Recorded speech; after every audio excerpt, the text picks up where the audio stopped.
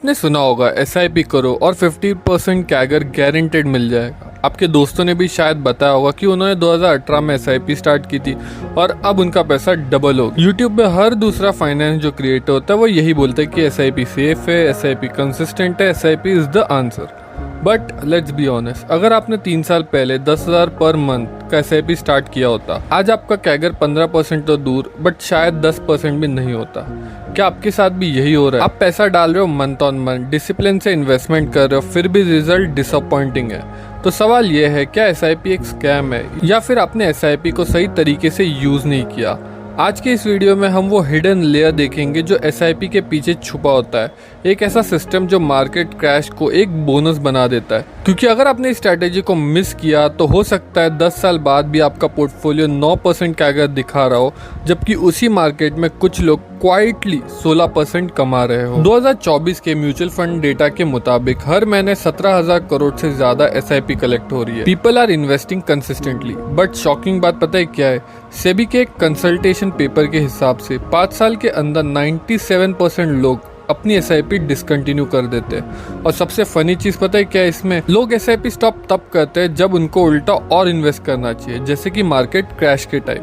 तो problem SIP में नहीं, प्रॉब्लम है उस तरीके में जिससे लोग SIP को ब्लाइंडली फॉलो करते हैं। हर क्रैश पे मार्केट ने एक अपॉर्चुनिटी दी, लेकिन लोगों ने उसे डेंजर समझा। जब एक्चुअली उन्हें और पैसा डालना चाहिए था, तब वो SIP कैंसिल कर देते हैं। और इसीलिए आज हम बात करेंगे 3 ऐसे ऑल्टरनेटिव इन्वेस्टिंग टेक्निक्स की जो मार्केट क्रैश को एक एक्सेलेरेटर बना देती है। SIP is like automatic treadmill जो आपके लिए स्लो एंड स्टेडी रनिंग करता है। आपको मेहनत नहीं लगती, it just works. But what happen when there is an uphill, यानी market crash? Most people stop running, या तो SIP बंद कर देते या पैनिक में निकल जाते। क्यों? क्योंकि जब मार्केट 5% गिरता है, लोग सोचते हैं अब इन्वेस्ट कैसे करें, ये तो रिस्की लग रहा है। लेकिन जो लोग मार्केट क्रैश में इन्वेस्ट करते हैं वो लोग डिस्काउंट पे शेयर खरीद रहे होते हैं, और यही लोग रियल कंपाउंडिंग का मैजिक जानते हैं। तो अब हम करेंगे उन 3 स्ट्रैटेजीज का ब्रेकडाउन जिसमें SIP के साथ एक रिएक्शन सिस्टम जुड़ गया है, ताकि जब मार्केट गिरे आप पैनिक ना करो बल्कि पैसा बनाओ। Strategy number 1, double your SIP amount when market crashes 5%। Let's say आप नॉर्मली 10,000 पर मंथ SIP करते हो। अब मान लीजिए मार्केट एक महीने में 5% या उससे ज़्यादा गिर गया, तो इस स्ट्रैटेजी के हिसाब से उस मंथ आप अपनी SIP अमाउंट को डबल कर दोगे। सो इंस्टेड ऑफ 10,000 आप इस बार इन्वेस्ट करोगे 20,000। इसके पीछे लॉजिक क्या है? तो जब मार्केट गिरता है NAV सस्ता होता है, ज़्यादा यूनिट्स मिलते हैं। रिकवरी के टाइम यही सस्ते यूनिट सबसे ज़्यादा ग्रो करते हैं। एक बैकटेक्स के हिसाब से 2014 से 24 के बीच में अगर किसी इन्वेस्टर ने सिर्फ 10,000 SIP किया होता तो उसका कैगर होता 11.3% का। लेकिन अगर उसने हर 5% क्रैश पे 10,000 एक्स्ट्रा इन्वेस्ट किए होते तो उसका कैगर होता 13.5% का। ये स्मॉल ट्रिक आपके लॉन्ग टर्म वेल्थ को लैक्स का एज दे सकता है। लेकिन ये स्ट्रैटेजी तभी काम करेगी जब आपके पास एक्स्ट्रा कैश रेडी हो। अगर नहीं है तो अगली स्ट्रैटेजी आपके लिए और स्मार्ट है, सैलरी बेस्ड ऑटोमेशन। तो स्ट्रैटेजी 2 है step up SIP plus lump sum on dips. सोच के देखो, आप 10,000 से SIP स्टार्ट करते हो, नेक्स्ट ईयर आपकी सैलरी बढ़ती है तो SIP भी बढ़ जाती है, वो हो जाती है 11,000, फिर अगले साल 12,000 आती है, फिर उसके अगले साल हो जाती है 13,000। और इसी के साथ अगर मार्केट 5% गिरता है तो आप 20,000 का लमसम और डाल देते हो। Result double engine growth.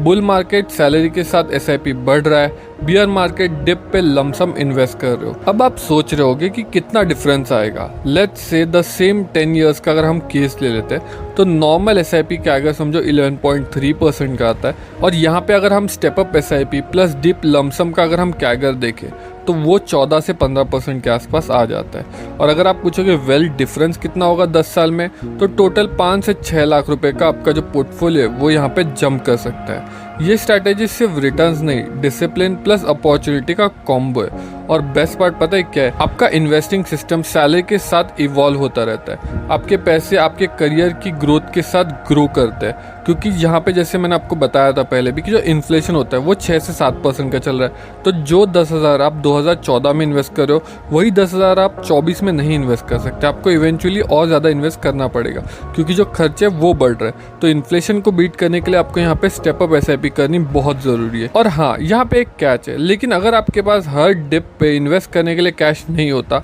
तो एक और आखिरी साइकोलॉजिकल प्लस प्रैक्टिकल स्ट्रैटेजी है जो एफडी के थ्रू आपको मार्केट टाइमिंग का बेनिफिट देती है। तो स्ट्रैटेजी 3 है save for 6 month in FD then invest on 5 to 10% market crash. इस स्ट्रैटेजी में एसआईपी नहीं पेशेंस का यूज होता है। मान लीजिए आप 10,000 हर मंथ इन्वेस्ट करना चाहते हो लेकिन इंस्टेड ऑफ डायरेक्ट एसआईपी आप उस 10,000 को 6 महीने तक एफडी में पार्क करते हो। 6 महीने बाद आपके पास 60,000 प्लस थोड़ा बहुत जो एफडी का इंटरेस्ट होता है वो आ जाएगा। तब तक आप मार्केट ऑब्जर्व करते हो। जैसे ही मार्केट 5 से 10% का करेक्शन देता है बूम आप एक साथ 60,000 का जो लमसम है वो इन्वेस्ट कर देते हो। ये स्ट्रैटेजी उनके लिए बेस्ट है जिनके पास फिक्स्ड इनकम है, जो थोड़े डिसिप्लिन और पेशेंट है, जो मार्केट कैश का फुल बेनिफिट लेना चाहते हैं। अगर हम इसी स्ट्रैटेजी को बैक टेस्ट करके देखें तो 2020 में जब कोविड क्रैश आया था, जब मार्केट गिर गया था अच्छा खासा एक ही महीने में, तो जो लोगों ने एफडी में 60,000 या 1 लाख रखा होगा और उन्होंने वो पैसा उठा के इस स्ट्रैटेजी के हिसाब से इन्वेस्ट कर दिया होगा, चाहे म्यूचुअल फंड में करे या फिर जो अच्छे स्टॉक है जो आप बोल सकते हो ब्लू चिप कंपनी उसमें कर दिया होता, उन्होंने आराम से 20 से 25% कमा लिया होता ओवर दिस 2 से 3 साल। और हाँ एक और बात है, लेकिन सिर्फ ये स्ट्रैटेजी जो है वो काफ़ी नहीं है। जब मार्केट क्रैश होता है लोग पैसा नहीं डालते, क्यों? क्योंकि उनके दिमाग में डर होता है। तो अब बात करते हैं उस इमोशनल बैरियर जो लोगों को स्ट्रैटेजी फॉलो करने से रोक देता है। क्रैश जब होता है तो न्यूज हेडलाइंस कैरी होती है, Sensex crashes 1500 points, biggest fall since 2008, recession alert, और यही सब देखकर आपका ब्रेन कह देता है अभी नहीं यार बाद में करेंगे। बट रियल इन्वेस्टर क्या करते हैं? वो खुद को इमोशनली प्रिपेयर रखते हैं, उनके पास इमरजेंसी फंड होता है, वो लॉस को शॉर्ट टर्म समझते हैं, वो लॉजिक से काम लेते हैं इमोशन से नहीं।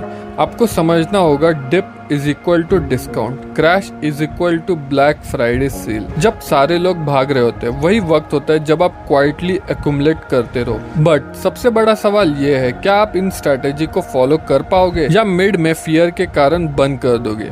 ये सब काम करेगा जब आप एक कंडीशन को समझो, real wealth is equal to system plus safety plus mindset. ये 3 स्ट्रैटेजी सिर्फ तब काम करेगी जब पहला तो आपके पास इमरजेंसी फंड हो, जो कि आप बोल सकते हो 6 महीने का आपके जो एक्सपेंसेस है वो होने चाहिए।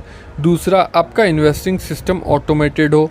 तीसरा आपका माइंड रेडी हो फॉर डिप्स, नहीं तो जब मार्केट गिरेगा आपका दिमाग पैनिक करेगा और आप भाग जाओगे। इन्वेस्टमेंट ग्रोथ तब करेगा जब आप डिसिप्लिन सिस्टम से स्ट्रांग हो। सिस्टम बनाइए, SIP plus lump sum system, FD plus alert based system, setup automation. और अगर आप चाहते हो मैं एक एक्सेल टूल या गूगल शीट सिस्टम बनाऊं जो क्रैश डिटेक्ट करके ऑटो अलर्ट दे, तो कमेंट करो क्रैश सिस्टम टूल। और अगर आप चाहते हो कि अगली बार जब मार्केट क्रैश हो तो आप सोए नहीं बल्कि आप एक्शन लो, तो इस वीडियो को लाइक जरूर कर देना। एसआईपी कोई गारंटी नहीं है, एसआईपी सिर्फ एक बेस है। बिल्डिंग तब बनती है जब आप मार्केट क्रैश में इन्वेस्ट करते हो, आपका फियर मार्केट के ऊपर नहीं जीत पाता। तो अगले 10 साल का प्लान सिंपल है, SIP as habit, step up yearly, crash is equal to bonus buying, emergency fund is equal to freedom. Money तब बनेगा जब आप सिस्टम और इमोशन दोनों कंट्रोल में रखो। अब आप एसआईपी और क्रैश इन्वेस्टमेंट के मास्टर बन गए हो, लेकिन एक और इनविजिबल ट्रैप है जो लोगों का पैसा साइलेंटली खा रहा है, और वो है ईएमआई। अगर हर महीने आपकी सैलरी का 40% से ज़्यादा हिस्सा ईएमआई में जा रहा है तो इन्वेस्टिंग कब करोगे? तो मैंने इस ट्रैप से परमानेंटली निकलने का एक सिंपल फॉर्मूला एक्सप्लेन किया है अगले इस वीडियो में। इस वीडियो का लिंक आपको डिस्क्रिप्शन में मिल जाएगा, ज़रूर चेकआउट कर लेना।